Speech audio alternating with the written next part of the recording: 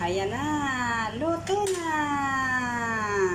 Yan, pinirito ko muna ang isda na ilalagay ko sa aking lulutuing dininding. Yan, lalagay ko na yan dyan.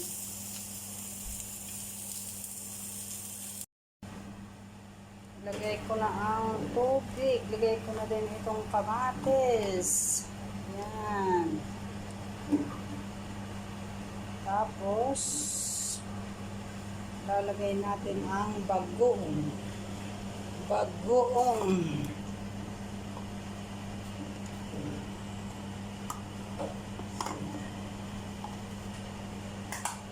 Yan. Ito ang bagoong. Tira ko yan kanina. Hindi ko naubos. Ayan. Hayaan nating kumulo.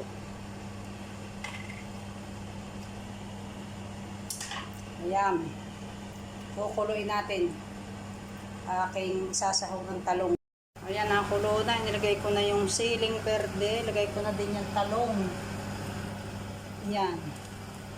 Tapos, lagay ko na din itong tangkay ng kulitis. Yan. Para maunang maluto kaysa dahon. Wow. Ang sarap. Pakukuluin muna natin. At mamaya ay ating sasahog ang dahon. Yan. Nakulo na. Tikman natin kung anong lasa. Wow. Lagay na natin ng isda para mas lumasa sa sabaw. Ayan. Sarap.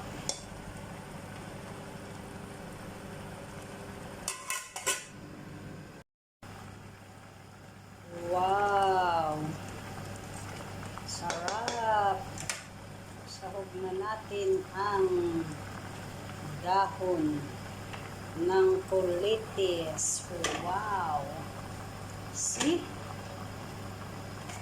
Yan ngayon ang ating dininding.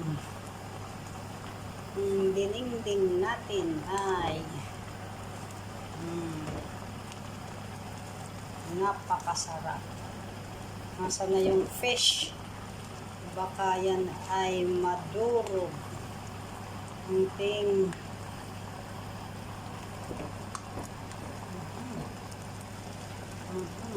Ibubog natin ang dahon. Ayan. Ayan. Ayan.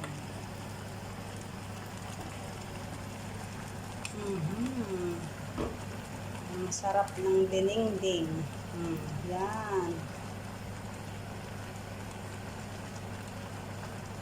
Ang dininding. Ang sarap-sarap. Ang sarap ng dininding. Ang ating dininding. Sarap. Ang sarap. Maanghang ang sili. Wow.